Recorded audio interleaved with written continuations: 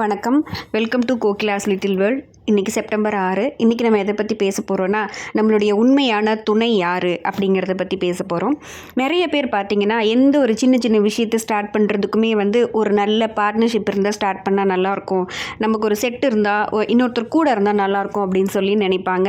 Example பார்த்திங்கன்னா, gym போகிறதுக்கு, ஏதாவது ஒரு புது கோர்ஸ் போய் படிக்கிறதுக்கு, சின்ன பிள்ளைங்க பார்த்திங்கன்னா ஒரு ஸ்கூல்லேருந்து இன்னொரு ஸ்கூலுக்கு மாறும்போது தன்னோட ஃப்ரெண்டு எங்கே இருக்கானோ அங்கே போகிறது, ஃப்ரெண்டு என்ன கோர்ஸ் எடுக்கிறானோ அதையே நம்ம கண்ணை மூடிட்டு எடுக்கிறது, அதுக்கப்புறம் ஃப்ரெண்டு இருக்கிற காலேஜுக்காக நம்ம போகிறது, இந்த மாதிரி நிறைய விஷயங்கள் இருக்கும். இன்னும் பெரியவங்க பார்த்திங்கன்னா ஒரு வேலையிலேருந்து இன்னொரு வேலைக்கு மாறுறது கூட ஃப்ரெண்ட்ஸ் எங்கே இருக்காங்களோ அங்கே போவாங்க. இல்லைனா ஃப்ரெண்டோட ஒரு கம்பெனிலேருந்து ஒரு ஆஃபீஸ்லேருந்து இன்னொரு ஆஃபீஸ்க்கு ரிலீவ் ஆகி செட்டாக போவாங்க.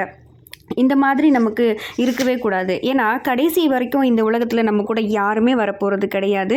நம்ம கூட இருக்கிற யாருமே நிரந்தரமும் கிடையாது.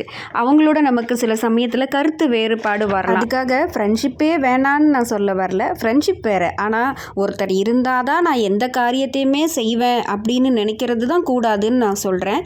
இன்கேஸ் அவங்க இல்லை அப்படிங்கிற பட்சத்தில் நம்மளோட கோலை நம்ம இழந்துட முடியாது, உடைச்சிட முடியாது இல்லையா? நம்மளுடைய இலக்கை நோக்கி நம்மளுடைய பயணம் எப்போவுமே இருக்கணும். ஸோ நம்மளோட உண்மையான துணை யார் அப்படின்னா நம்ம மட்டும்தான். நம்மளுடைய ஸ்ட்ரென்த்து தான் ரொம்ப நமக்கு உறுதுணையான ஒன்று, உண்மையான துணையும் கூட. So be confident. மாற்றம் ஒன்றே மாறாதது.